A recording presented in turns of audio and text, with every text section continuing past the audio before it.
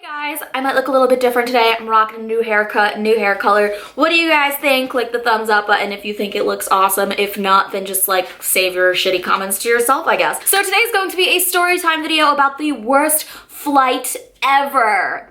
I've watched a lot of these videos recently. In particular, I watched Jessi Smiles' video about this, and it's crazy. If you guys want to go check out her video after watching my video, please do so. She's hilarious, one of my favorite YouTubers. Now, before I start my story time video, it would make me so happy if you guys just click that thumbs up button. It helps out my channel so much. Today, I'm telling you guys about my experience. This happened about a year ago. It was when I was in between California and Connecticut, and I used to fly back all the time with my family members, and I would always take my dog Frank. As you guys know, Frank is my pug. On this particular flight, I was going from Connecticut to Los Angeles with my 15-year-old brother, and I had Frank. Frank is really amazing on flights. Like, he is a true MVP. He doesn't make any noise. He doesn't bark. He just stays in his little carrier underneath my seat and minds his own damn business. Unlike the man that was sitting next to us, I sit down and there's 3 seats next to each other. There's the window seat where this lovely looking Australian man is sitting, and as soon as I sat down, I'm like, this is quite an attractive fellow. He was wearing a floral button-up shirt, and then it was my seat and then my brother's seat. As soon as I sit down, I take Frankie's carrier and I put it underneath my seat,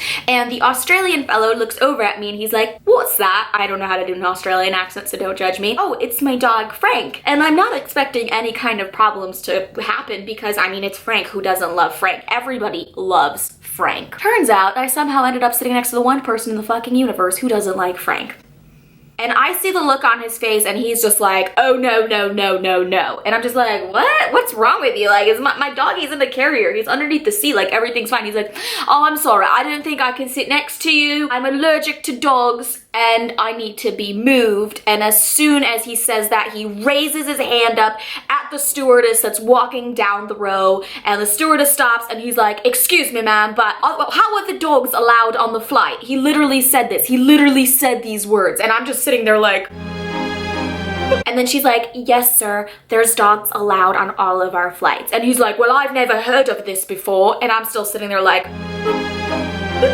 By the way, there's a man sitting in front of us who has a cat that won't stop meowing. Why isn't he bitching about the cat? Maybe he has something against dogs. He's saying how he's deathly allergic to dogs and that he needs to be moved right away. And the stewardess is like trying to handle it the best way that she can. So she's like, "Okay, sir, I will try to move you. There's like plenty of other seats available, but I can't move you yet because we're about to take off. So once we are up in the air, I will let you move your seat." And he's all disgruntled and pissed off like, this is fucking bullshit. And I'm just like, you know what, mister, with your floral fucking button-up shirt, why don't you shut your goddamn mouth, okay? But I didn't say that, but I was thinking it, but I was literally like turning my head towards the stewardess, and while he's talking, I'm just like, so finally the plane takes off and he's like popping pills. I'm guessing they're like allergy pills because this man is definitely allergic to dogs. I'm so sorry. Maybe you should have told the airline before you boarded the plane. Anyways, so we're up in the air and the stewardess walks over and she's like, "All right, sir, we have a seat ready for you. It's right over there." And she points to an aisle seat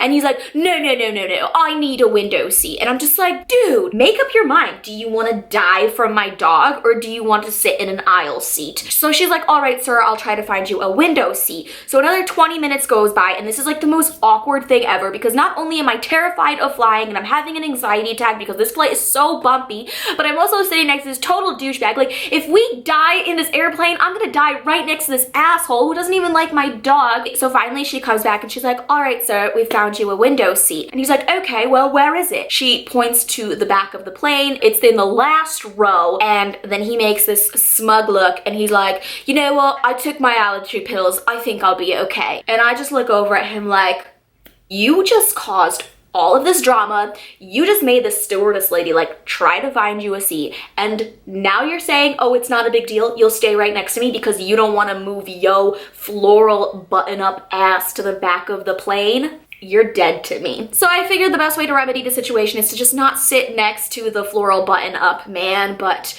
to just move over. So I switched seats with my brother, so now I was on the aisle side. The turbulence started getting pretty bad on this flight. I started kind of freaking out. I'm giving my brother these looks like, "Oh my god, are we gonna die?" And then I pressed the assistance button to get one of the stewardesses to come and help me out because I'm like having a full-blown panic attack, but I'm also trying to conceal it because I don't want to alarm the other people around me because I have a habit of doing that. that on flights. So the steward dude comes over and he's like, what's the matter? And I'm like, I'm really scared of flying. Like, is everything okay? The plane is really shaking. I'm terrified. And he's like, can I get you anything to drink? And I'm like, yes, please. So he brings over some champagne for me, which you guys know is like my favorite drink in the world. So I'm sipping on champagne, and best part of all of this is that he's not even charging me for the champagne, and I think I ordered like 2 or 3 of them.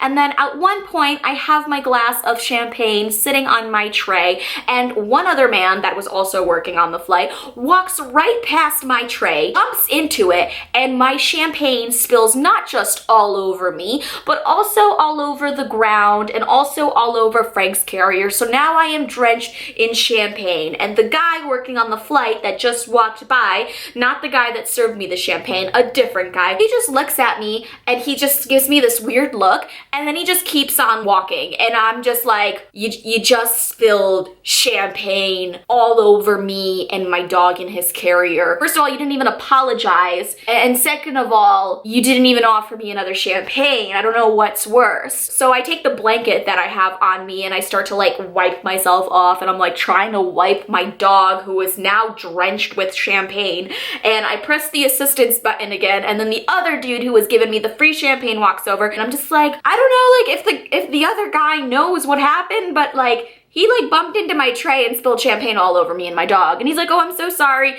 And then he goes and he doesn't get me tissues or towels or anything. He just brings me another champagne. So I'm like, I guess I can't complain. I'm getting free champagne on this flight. Maybe that's just the price that I have to pay. So yeah, the turbulence persisted for the rest of the flight. I got really drunk. At one point, I think I even started crying and like hugging my brother. Maddie, you know I love you, right? I hope no one ever has to endure the experience of flying with me. The dude in the floral button-up shirt was quiet the rest of the flight, thank goodness. And then at the end of the flight when we were landing, I looked at him quickly, and then he looked at me and he smiled, and I was kind of like, we don't have to hate each other anymore. We've both made it to our destination. Like, I understand, like, everybody's got their problems, and I know that traveling isn't fun, and sometimes it can bring out the worst in people, so I don't really hate the guy. I just was annoyed with the way that he dealt with the situation. Anyway, so that's my crazy flight experience. Hopefully you guys enjoyed it. Make sure to give this video a thumbs up if you like my story time videos, and make sure to subscribe to my channel if you haven't already, and I'll see you guys in tomorrow's video.